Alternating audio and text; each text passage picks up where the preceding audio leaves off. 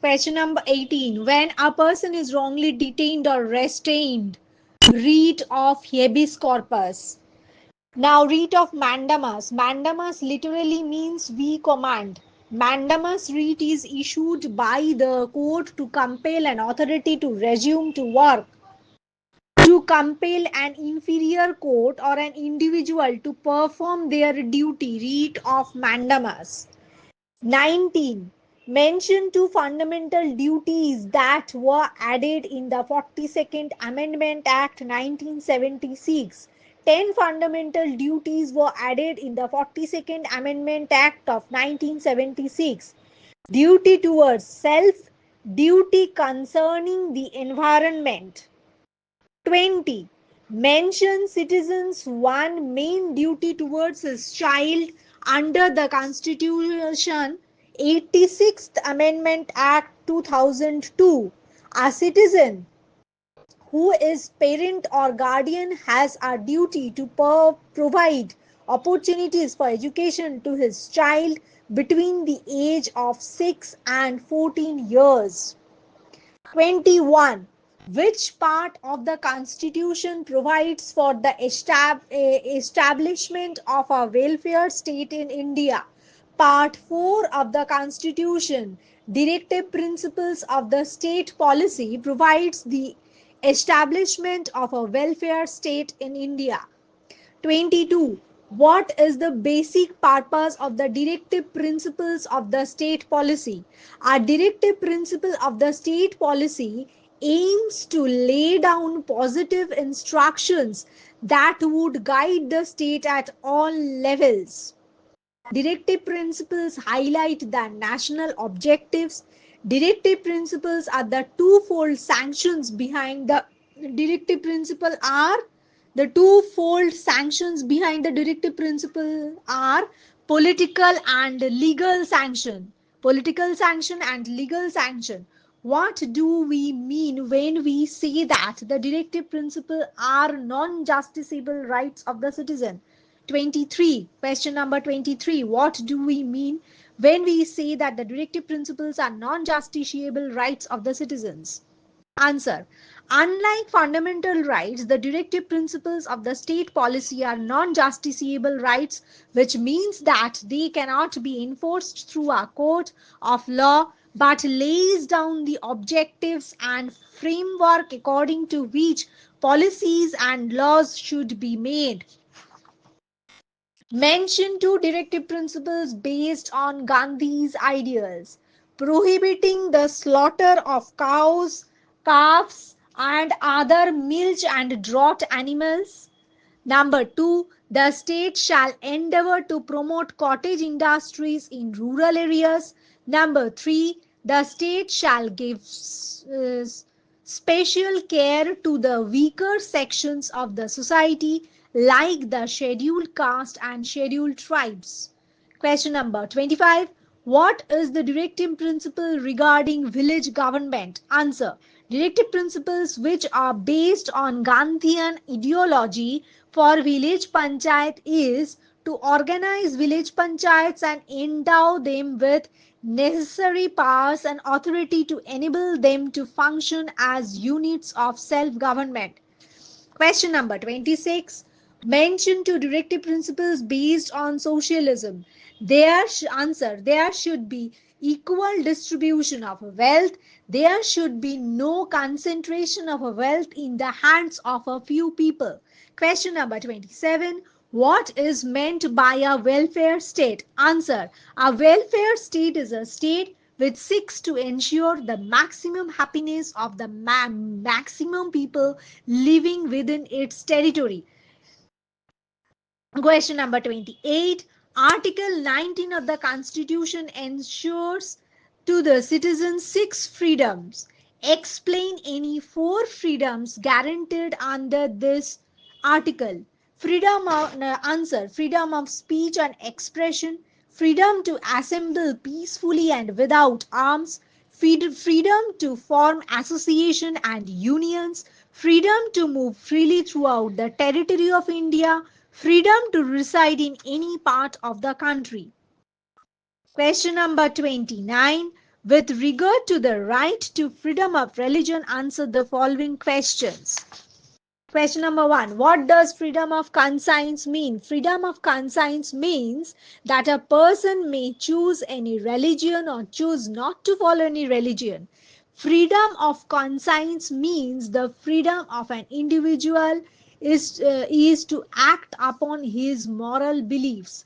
Freedom of an individual to act upon his moral beliefs. Freedom to manage religious affairs. Article 26 of the Constitution states that there should be freedom to manage religious affairs, the right to form and maintain institutions for religious and charitable reasons. Next question. Can public funds be utilized for religious instruction? No. Public funds cannot be utilized by any institution to propagate religious instruction, especially when the institution is wholly maintained out of state funds. Next question. Indian constitution makes equality as the bedrock of Indian polity.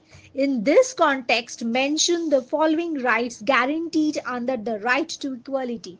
Prohibition of discrimination. Answer. Prohibition of discrimination. Article 15 prohibits the state to discriminate against any citizen on grounds only of religion, race, caste, sex, place of birth, or any of them. No citizen shall be denied access to shop, public restaurant, hotels, places of public entertainment. Special provision may be made for advancement of socially and educationally backward class and for the scheduled castes and scheduled tribes. Next question. Equality of opportunity in matters of public employment. Answer.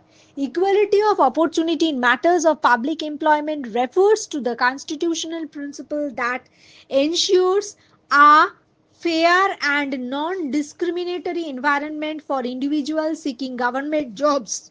It guarantees that all citizens have an equal chance in employment matters covering aspects like recruitment, promotion, termination, salary, and more.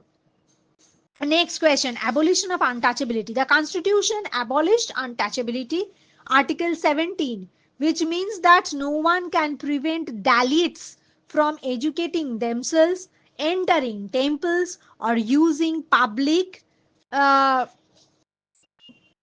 public assets. Next question. What is meant by rate? Meant by read a written order from the Supreme Court or High Court that commands constitutional remedies for Indian citizens against the violation of their fundamental rights. Next question. Explain the scope of two writs issued by courts for enforcement of the right. The two writs enforced by the court are mandamus and writ of prohibition. Mandamus, it is the command from a superior court to a lower or administrative authority to perform certain duty. Writ of prohibition, it is an order issued by a Supreme Court to a lower court to stop proceedings which are out of the jurisdiction of the lower court. Next question. The purpose of incorporation of duties is to highlight one's obligation to oneself, to state and nation at a large. In this context, mention a citizen's duty towards self. The Constitution declares that it shall be the duty of every citizen to develop the scientific temper, humanism, and spirit of inquiry and reform.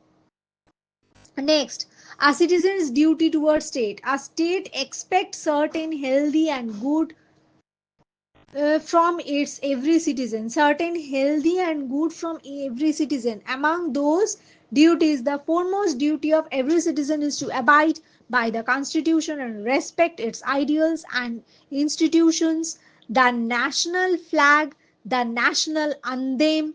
It is the duty of all the citizens to uphold and protect the sovereignty, unity and integrity of India, we should do our best to defend the nation. Next, our citizens' duty towards the nation.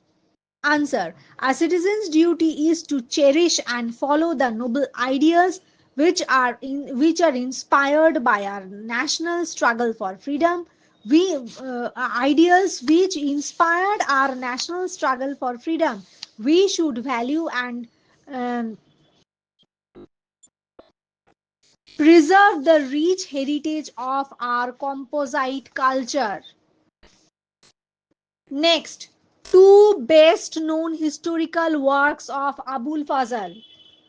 Who was Abul Fazl? Who was Abul Fazl, writer of Ain-i Akbari and Akbar Nama? What information does Ain-i Akbari give? Written in elegant Persian, Ain-i Akbari gives information about the army and the legal and revenue system of Akbar's administration. Ain-i Akbari contains 5 sections or books. Next, what is Akbarnama? Abul Fazl's another work is Akbarnama, primary source to have an idea about the royal court in the 18th century. Akbarnama contains a number of paintings illustrating events of those days. Abul Fazl was a great scholar as well as leading historian of the Mughal age. Next question. Describe in brief the 5 sections of Ain-i Akbari. First one deals with royal household. Second book is concerned with the military and civil services. Abul Fazl writes about the Admiralty Department, which functions were to build boats and to recruit skilled seamen. The third book deals with the imperial administration, including the administration of law and justice. The fourth book provides information about the Hindu theology and emperor's fondness for books. The fifth book tells us about Abul Fazl's ancestors. When was Red Fort constructed? The Red Fort in Delhi was constructed by Shah Jahan in 1648. When and by whom was Jama Masjid built? Mughal Emperor Shah Jahan built the Jama Masjid during 1650 to 56 at the highest point of Shah Jahanabad. Next, two features of Red Fort. Within this fort, there are magnificent buildings, including a public darbar hall, Diyan-i-Am, and Diwan-i-Khas, in addition to residential apartments which were for royal family. Diwan-i-Khas is the lavishly ornamented hall where the peacock throne was placed. The fort has two gateways. The western gateway, known as the Lahori Gateway, was used for ceremonial purpose and the other gateway for private use. Name the most outstanding monument of Shah Jahan. The most outstanding monument by Shah Jahan is Taj Mahal at Agra, built on the banks of river Yamuna. The grand mausoleum was built in the memory of his beloved Queen Mumtaz Mahal. It has been described as a dream in marble, designed by fairies and completed by jewelers. Ustad Isha was the architect who designed the monument. ISA. Ustad Isa ISA was the architect who designed the monument. Made from pure white marble, the bulbous dome in the center has the appearance of an inverted lotus. There are 4 smaller domes at the 4 corners of the building. 4 minarets stand at each corner of the terrace. Outer and inner walls are decorated with calligraphy. Next question. When and by whom was the first battle of Panipat fought? The first battle of Panipat was fought by Babur and Ibrahim Lodi. It took place on 21st April 1526. What is jihad? Jihad is an Arabic word. Jihad is a religious war. Next, features of Jama Masjid: spacious courtyard, tall minarets, elegant domes. Jama Masjid was built by Shah Jahan during 1650 to 1656 under the superintendence of Sadullah Khan. Sadullah, Sadullah Khan, the chief minister. 11 arches are there in Jama Masjid. 11 arches are there in Jama Masjid. There are 3 gateways to the mosque. The 3 gateways give access to open court paved with large square of red stone. The central dome is the largest and highest. Next, Babur declared that they were engaged in jihad, a religious war. In a dramatic gesture, he broke wine cups, vowed not to take soft drinks any longer. This produced the desired effect. It is about Battle of Panipat. Other name of Tazuk-i Babari was known as Akbar Nama, an autobiography written by Babur. Next question, Memoirs of Babur. Tazuk-i-Babari was written in Turkish language. Other name of Tazuk-i-Babari is Babarnama. Babur was the founder of Mughal Empire and was the great grandson of Timur. When did Shah Jahan die? Sher Shah die. When did Sher Shah die? Died in 1545, 1545. Sher Shah was the founder of Sur dynasty, S-U-R, Sur dynasty. When Humayun regained the throne in 1555, Humayun defeated the Afghans and recovered the Mughal throne. After 6 months, he died in 1556 due to his fall from the staircase. Who was Behram Khan? Behram Khan was Akbar's tutor and his father's trusted officer. He became the regent and looked after the kingdom until 1560, 1560. What was Akbar's Mansabdari system? The word Mansab is of Arabic origin, meaning rank or position. Akbar created an imperial service based on merit and graded according to military rank. The lowest rank given was that of 10 and the highest rank was that of 5,000 reserved for the nobles. The Mughal Mansabdars acted both as military commanders and civil administrators. The members of the royal family held the ranks ranging from 7,000 to 10,000. Lowest rank 10, highest rank 5,000, which was reserved for the nobles, and the members of the royal family held the ranks ranging from 7,000 to 10,000. Write in brief about Akbar's land revenue. The land revenue was the main source of revenue for the government, although there were other sources of income. Todarmal assisted the revenue according to the productivity of the soil and was fixed at 1/3 of the produce. The revenue system could not remain efficient because the administrative machinery got out of gear during Aurangzeb's reign. Next, when and by whom was land revenue reforms introduced? Todarmal introduced the land revenue reform system. What was Dahashala system? Dahashala was an Indian system of land taxation which was introduced in 1580 under the reign of Akbar. It was introduced by Diwan Todarmal. Highest position below the emperor vizier. Finance department Diwan. Military pay and accounts officer Mir Bakshi. These are of Akbar's reign. The chief quasi judiciary, chief judicial officer. Highest position below emperor vizier. Finance department Diwan. Military pay and accounts officer Mir Bakshi. The chief quasi, he is judiciary department. Chief judicial officer, chief quasi Officers lower in status, Daroga I Topkhana, Daroga of Mint, and Mir Ars. Next question, what is Bijak? Compilations of the composition of Kabir. The term has been derived from the Hindu word bija.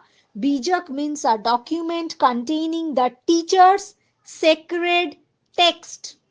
Bijak has 11 sections. Most important ones are Shabd, Gyan Chautisa, Basant Hindola, Sakhi. Who was Ramananda? Ramananda was a saint in the Bhakti movement who popularized the worship of Ram and Sita. Kabir is considered one of his 12 disciples. Kabir is considered one of 12 disciples of Ramananda. Who was the founder of Sikh Panth? Guru Nanak Dev was the founder of Sikh Panth. Guru Nanak emphasized the concept of one God. He condemned idol worship. What is Adi Granth? Adi Granth was the sacred scripture of Sikhism. It has a collection of 6,000 hymns of Sikh gurus. Sikh Adi Granth was the sacred scripture of Sikhism. It is a collection of 6,000 hymns of Sikh gurus. Ninth Sikh Guru was Guru Tej Bahadur. 10th Sikh Guru was Guru Gobind Singh. Hazrat Muinuddin Chishti was the founder of Chishti order who compiled the Adi Granth. Who compiled the Adi Granth? Guru Arjan Dev was the compiler of Adi Granth, the fifth Guru of the sixth. Sheikh Ismail of Lahore was the first Sufi saint who preached Sufism. Sheikh Ali bin Usman al Hujwaisi was considered the founder of Sufi cult in India. Sheikh Sheikh Sheikh Ali bin Usman al Hujwaisi was considered the founder of Sufi cult in India, who announced the end of the personal guruship and named Adi Granth as Guru Granth Sahib. Guru Gobind Singh Ji, the 10th Sikh Guru, announced the end of personal guruship and named Adi Granth as Guru Granth Sahib. Next question. Who discovered the sea route to India? Who laid the foundation of Portuguese power in India? Alfonso de Albuquerque laid the foundation of Portuguese power in India. Vasco da Gama discovered the sea route to India. Name the country where scholars who took refuge after the siege of Constantinople. After the siege of Constantinople, the scholars took refuge in Italy. Who caused the Greek scholars to come to Italy? What caused the Greek scholars to come to Italy? In the year 1453, the Ottoman Turks captured Constantinople, the capital of Byzantine Empire. As the siege of the city began, the students and scholars fled with a number of priceless manuscripts. The Greek scholars consequently fled to Italy. This is how Renaissance began in Italy. What is meant by Renaissance? The term Renaissance is derived from the Latin word renascere. Renascere. It was a period characterized by the birth and revival of Greco-Roman classics, revival of art and growth of humanism, and Renaissance means rebirth or revival of Greek and Roman classics. Next question, why Renaissance is called intellectual movement? Renaissance was not a mere revival or new birth of what had gone before. Renaissance in Europe became an intellectual movement and it brought new development in the field of literature, religion, philosophy, politics, art, and science. Mention two causes that led to the advent of Renaissance. First cause is decline of feudalism. Under feudal system, huge estates were owned by the landlords who exploited the peasants. There was no freedom or equality of rights under this system. The feudal lords had always been fighting against each other. The peace and good order that followed the decline of feudalism favored the growth of new learning. This led to the growth and development in the field of art, literature, science, and philosophy. It was in the search of new routes that Vasco da Gama went around the Cape of Good Hope and reached Calicut in 1490. The new routes between Europe and East brought great prosperity to Italian cities. Since Italy became the center of all trade routes, it led to the spread of Renaissance to the rest of Europe quickly. Next, invention of the printing press. The invention of the printing press in the middle of the 15th century in Europe made it possible to produce books in large numbers. Holy Bible and other religious and classical books were printed and made available in Europe. Printing and distribution of books greatly influenced people's attitude to life and brought new awakening in Europe. Next question. Mention an outstanding impact of Renaissance in the field of literature. The Renaissance in Europe ushered a new era in literature. For centuries, scholars had been using Latin, which only a few educated people could understand. Modern European languages replaced Latin as the language of poetry, drama, and fiction. Thus, Renaissance led to the development of vernacular languages in Europe. Francis Bacon was a great English scholar. His essays contain much of wisdom. In his Latin works, Novum Organum, New Atlantis, he talked of Novum Organum and New Atlantis. He talked of applying scientific methods in doing something in scientific way. Next question. Who wrote The Prince? What is its importance?